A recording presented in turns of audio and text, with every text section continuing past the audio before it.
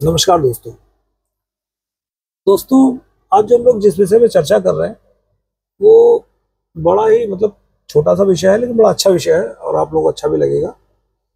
विषय है जितना कि आपका जीवन में विवाह इम्पोर्टेंट है, उतना ही इम्पोर्टेंट ये भी है। और विषय है आपका कि प्रेम संबंधों में जो ब्रेकअप्स होते हैं उन पे चर्चा है। ज्योतिषी कारण क्या हो सकते हैं इसके, इस पे हम लोग चर्चा कर रहे हैं। और एक होता है ना रीयूनियन, पुनर्मिलन, इसको लेके काफी ज्यादा हमारा युवा वर्ग परेशान रहता है कि उनका ब्रेकअप तो होता है, आज की डेट में जरा जरा सी बात पे ब्रेकअप हो जाता है, फिर वो परेशान होते हैं रीयूनियन होगा कि नहीं होगा। तो कई लोग इस कंफ्यूजन में रहते हैं, टैरो कार्ड पे जाते हैं, वो क्या बोलते हैं, एनर्जी चेक करते हैं कि आज की एनर्जी क्या है, पार्टनर की फीलिंग्स क्या है। तो इस ऐसा क्या नहीं, ज्योतिष में ज्योतिष सबसे पुराना है, प्राचीन है। इन सब का कायदे से देखा तो मदर तो ज्योतिष ही है। तो ज्योतिष में इन सब चीजों का रिप्लाई होता है। तो उसी पे हम चर्चा कर रहे हैं कि क्यों होते हैं ब्रेकअप्स, क्या रियूनियन होंगे। और मान लीजिए रियूनियन होने का योग है, तो ऐसा पता चला आपका रियूनियन का योग है, उससे पहले आपकी शादी हो गई, कहीं सेटल हो गए। अब सेटल हो गए तो रियूनियन का क्या मतलब बनता है? कोई मतलब नहीं है भाई। ये तो डिपेंड करता है समय पे, आप उस समय में जी रहे हैं कि नहीं जी रहे हैं, ये डिपेंड करता है। कहते नहीं कि ऐसा नहीं कि आपकी शादी हो जाएगी। जैसे कहते हैं मेरी शादी नहीं हो रही है, तो बताइए क्या करें। तो ज्योतिषी प्रोडिक्शन क्या करता है, आपके जीवन में ये समय आ रहा है और इसमें ये योग बन रहे हैं, शादी के योग बन रहे हैं। ज्योतिषी कभी ये नहीं कहता कि आपकी शादी हो ही जाएगी। योग बन रहा है, अगर आप प्रयास करेंगे तो आपकी शादी संभव है। उसका रीजन ये होता है कि आपका अंतर्मन क्या कह रहा है। आप शादी करना भी चाह रहे नहीं करना, जिसकी आप कुंडली दिखा रहे हो शादी करना चाहता है भी नहीं करना चाहता है। अगर वो नहीं करना चाहता तो आप क्या कर लेंगे? क्योंकि कहीं ना कहीं आपकी इच्छा बल भी तो सबसे बड़ी चीज होती है, आप करना ही नहीं चाहते। योग तो आ रहा है ना। तो इंपॉर्टेंट क्या होता है, हाँ, अब अगर कोई व्यक्ति पूछे कि मुझे शादी करनी है, क्यों नहीं हो रही है, हाँ, तो उसकी तो रेमेडी है। और अगर कोई दूसरे के लिए पूछ रहा है कि भाई वो शादी नहीं करना चाहता, योग निकले जा रहे हैं, तो हम योग बता सकते हैं। शादी ना करना करना वो आएगा, उसको रेमेडी बताएंगे, वो करेगा तो देन वो काम होगा ना। अगर वो शादी करना चाहता है तो किसी के लिए जबरदस्ती तो नहीं कराई जा सकती है, तो फिर तंत्र हो जाएगा। तो ज्योतिषी तंत्र जो है एक अलग पार्ट होता है, ज्योतिष से जुड़ा हुआ पार्ट नहीं, वो अलग का पार्ट है। ज्योतिष रेमेडी पे डिपेंड करता है, और रेमेडी से काम होते हैं। तंत्र का काम, ज्योतिषी आधार पे आप तंत्र कर सकते हैं, लेकिन तंत्र की इजाजत नहीं देता ज्योतिष। ज्योतिष एक हल्की फुल्की रेमेडी रेमेडी देता है, और ज्योतिष ज्यादातर अध्यात्म से जुड़ा विषय है। तो कहीं ना कहीं भगवान भरोसे, भगवान की जो है स्तुति करके ही चलता है, उन्हीं से जुड़ के सारी चीजें हैं, उन पे चलता है, तामसिक चीजों पे नहीं चलता है। तो ब्रेकअप होते क्यों हैं, तो इस पे आप चर्चा किया हमने आज। मेरे साथ एक व्यक्ति थे, उनके साथ मेरी बातचीत चल रही थी, तो उन्होंने ऐसे ब्रेकअप की बात की, उनकी मैं प्रिडिक्शन दे रहा था। क्योंकि उनका विषय कुछ और था, व्यापार को लेके था, एकदम से प्रिडिक्शन पे आ गए, तो उन्होंने बातों बातों बताया कि ब्रेकअप हुआ है। तो हमने उनको बताया कि इस समय ऐसा हुआ होगा। तो कहने लगे कि हाँ, कहने लगे मेरी गलती नहीं थी। तो हमने कहा नहीं, गलती होना ना होना अलग चीज है, लेकिन ये कालखंड ऐसा था, मान लीजिए आपसे नहीं हुई, सामने वाले ने कुछ ऐसी बात कह दी कि जोश जोश में चीजें आ गई, घटित हो गए, ब्रेकअप हो गया। तो उन्होंने कहा रीयूनियन होगा। तो हमने देखा और उनको बताया। चूंकि उनकी कुंडली में जो है तुला लग्न की कुंडली थी और कुंभ राशि बन रही थी, तो मुझे लगा कि रीयूनियन का समय है। तो मैंने उनको बताया कि आप देख लीजिए, अक्टूबर नवंबर के बीच में आपका रीयूनियन हो जाएगा।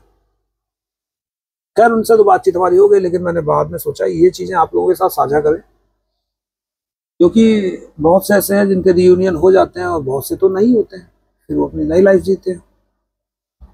तो ये होता क्यों है, पहले सबसे पहले आपको ये बात आपके साथ शेयर कर लें, क्योंकि जब ये आप जान लेंगे तो आप ये अच्छे से जान लेंगे कि कहाँ गलती हमें नहीं करनी है। और अगर आप थोड़े बहुत ज्योतिष जानते हैं तो एक बार चार्ट देख के आइडिया लग जाएगा कि ये बीच का समय मेरा थोड़ा सा दिक्कत दे है।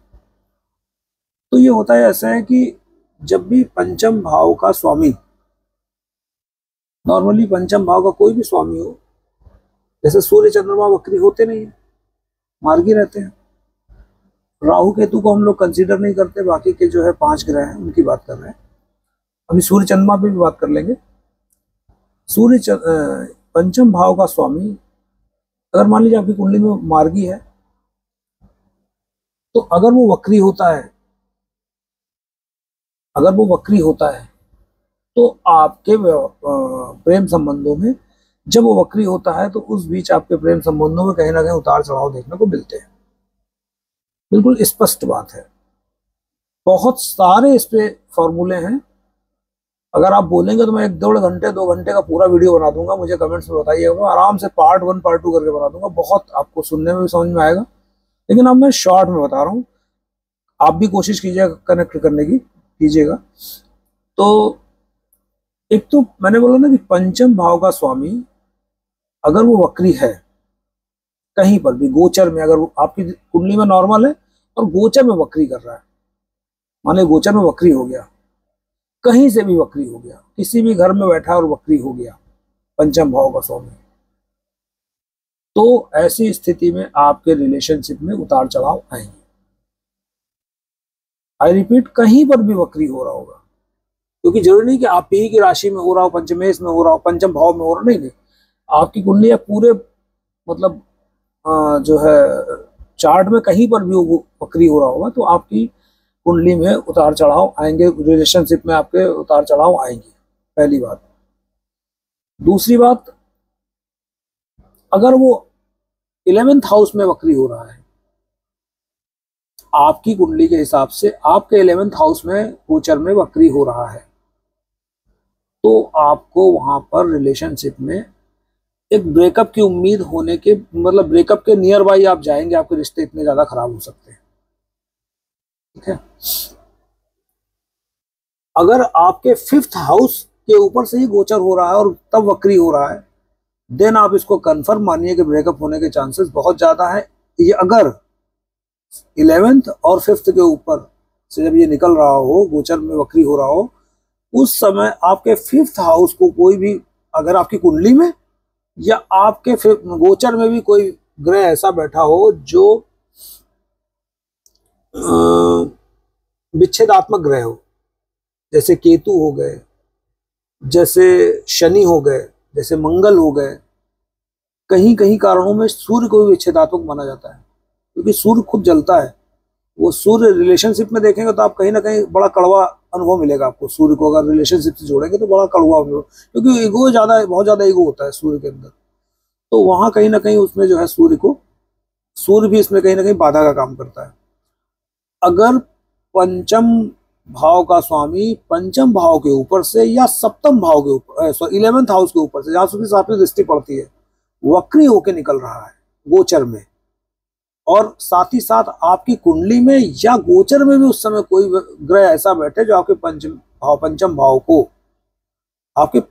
को विच्छेदात्मक ग्रह, कोई विच्छेदात्मक ग्रह इस तरह बैठे जो पंचम भाव को देख रहे हो, तो आप ये मान के पक्का चलिए कि आपके उस समय आपकी कुंडली में ब्रेकअप होना तय है। अब तय है इन द सेंस, क्योंकि पत्थर की लकीर नहीं, क्योंकि रेमेडी तो हर चीज की होती है। जब कहीं ना कहीं कुछ ना कुछ चल रहा होगा तो इतने सारे ग्रहों में कोई ना कोई सपोर्टिव भी होगा। तो ऐसी स्थिति में आप किसी ना किसी प्रोडिक्शन से किसी की लीजिए और उनसे आप तुरंत एक रेमेडी लीजिए, आपको राहत मिलेगी। किसी से भी, कोई अच्छे ज्योतिषी से मिलिए, आप बताइए समय ऐसा चल रहा है, तो चूंकि जो आप इतनी बात करेंगे तो ज्योतिषी जान जाएगा कि हाँ लेवल का ज्योतिषी होगा, तो जान जाएगा कि आप जानते हैं तो आपको घुमाया नहीं जा सकता, तो आपको ठीक ठाक प्रोडिक्शन दे देगा उस समय के ग्रहों के आधार पे कि आपको क्या करने से आपको लाभ मिलेगा। ठीक है, एक तो ये हो गया। दूसरा, जब आपके 4th हाउस पर भी कहीं ना कहीं से कोई पाप ग्रह दृष्टि गोचर में डाल रहा होगा, तब भी आपको ये दिक्कत आने लगेगी। जैसे मान लीजिए आपको पंचमेश 4th हाउस में गया और वहां पर भी अगर आपके साथ वो पंचमेश के साथ यही घटना घट रही है, तो आप ये मान के चलिए कि तब तो आपको ज्यादा उम्मीदें बढ़ जाएंगी ब्रेकअप होने की, क्योंकि ब्रेकअप इस आधार पे बोल रहे हैं कि पंचम भाव का जो 4th हाउस होता है वो 12th हाउस माना जाता है।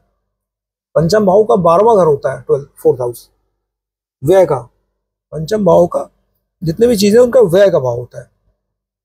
तो अगर हम प्रेम देख रहे हैं तो उसमें प्रेम को देखेंगे तो प्रेम के भी व्यय का भाव होगा, संबंधों का व्यय होगा, तो वहां पर आपको ध्यान देना पड़ेगा।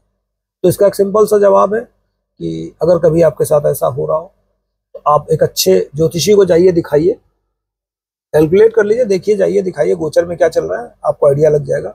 और अगर आपका ब्रेकअप हो चुका है, अगर आपका ब्रेकअप हो चुका है, आपको रियूनियन की उम्मीद है या आपको डिजायर है रियूनियन की, और आपकी शादी या सामने वाले की शादी नहीं हुई है, तो ऐसी स्थिति में आप जाइए किसी प्रेडिक्शन मतलब कि लीजिए, किसी की प्रेडिक्शन लीजिए, किसी ज्योतिषी की, तो ये भी देख के आपको बता देगा कि आपका रियूनियन होगा कि नहीं होगा। मैं आपको हल्का सा हिंट दे देता हूँ रियूनियन कैसे होता है। अब चलिए, एक बार तो आप, मैंने बोला वक्री हो गया तो ब्रेकअप हो गया, यही ग्रह जब दोबारा से, अब ये 1 साल में होता है, 2 साल में होता है, 3 साल में होता है, आपके अगर लक में रियूनियन होगा, क्योंकि मान 3 साल तक आप नहीं रुकेंगे ना, आपका पार्टनर रुकेगा, शादी हो सकती है, अगला कहीं और एंगेज हो सकता है। अगर दोनों लोग उसी स्थिति में जी रहे हैं, ब्रेकअप की स्थिति में जी रहे हैं, कोई थर्ड पार्टी नहीं आ रही है, और अगर ऐसी स्थिति में मान लीजिए वही ग्रह, आमतौर पर शनि के केस में ऐसा ज्यादा देखा जाता है, मैं आपको डिफाइन करता हूं, वही ग्रह मान लीजिए दोबारा से वक्री हो रहा है, तो वो वक्र समय जो होता है वही पंचम के ऊपर से वक्री होकर वही पंचमेश निकल रहा है, पंचम के ऊपर से पंचमेश वक्री, कहीं भी वक्री वाला फार्मूला नहीं लगेगा। आपकी कुंडली में वही पंचमेश हो और वही पंचम भाव के ऊपर से वक्री होकर के दोबारा से निकल रहा हो, तो आप ये मान के चलिए कि उस समय रीयूनियन के चांसेस ज्यादा होते हैं, हो जाते हैं। अगर आप प्रयास करेंगे और सामने वाला एंगेज नहीं हुआ है तो आपका रीयूनियन हो जाते हैं। यहाँ डिजायर बहुत इंपॉर्टेंट होती है, दोनों पक्षों की डिजायर बहुत इंपॉर्टेंट होती है। बाकी के ग्रहों की अंतरदशा, दशा भी मायने रखती है कि आपकी दशा में वो दशा चल रही है कि बदल गई, फेवरेबल दशा है पंचमेश की कि नहीं है, ये चीज देखनी पड़ती है। तो ये बिल्कुल सीधा फंडा है इस वीडियो को बनाने के पीछे कि अगर वक्री है तो ब्रेकअप भी होगा, और दोबारा वक्री उसी भाव पंचमेश के ऊपर से होकर वक्री होकर के निकला तो वो रियूनियन भी हो जाएगा। अगर आपको इसकी डिटेल जानकारी चाहिए, मैं तो मतलब थोड़ा मतलब छोटा ही वीडियो बनाना चाह रहा हूँ ताकि लोग देखें, क्योंकि लोग देखते नहीं है, अभी तो हमारा नया नया पूरा चैनल है।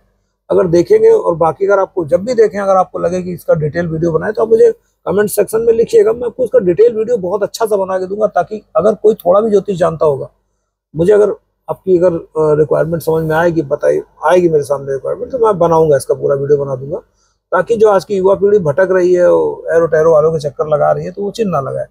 क्योंकि देखिए क्या होता है ना कि मैंने देखा कि टैरो कार्ड में 12-1 बजे रात तक के से बैठते हैं, और 3 बजे रात तक वो बता रहा था, बड़ी दुखद स्थिति थी, 3 बजे रात तक बैठे रहते हैं, अपना एक क्वेश्चन लिख देते हैं, और वो 3 घंटे तक उसको दिखवाते हैं, वो बेचारा वेट करता रहता है, क्वेश्चन डालता रहता है, वेट करता रहता है, नंबर ही नहीं आता है।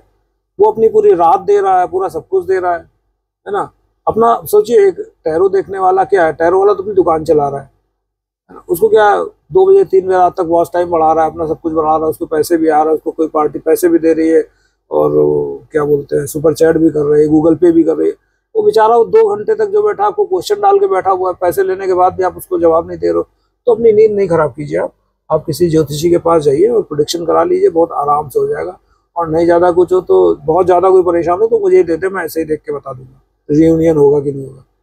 तो मतलब ऐसा करिए, और मतलब गलत हाथों में पड़ने से बचिए। और बाकी जैसा भी कोई आपका अगर कोई क्वेरी हो तो बताइएगा, अगर आपको लगे इस पर वीडियो डिटेल बनाए तो मैं बना दूंगा, मुझे कोई दिक्कत नहीं, और डिटेल में बनाऊंगा पूरा वीडियो। फिलहाल तो मैं आपको एक शॉर्ट में समझाना चाह रहा हूँ कि ब्रेकअप होते क्यों और रियूनियन होता भी कि नहीं होता है, इससे आप आइडिया लगा सकते हैं कि रियूनियन होगा कि नहीं होगा।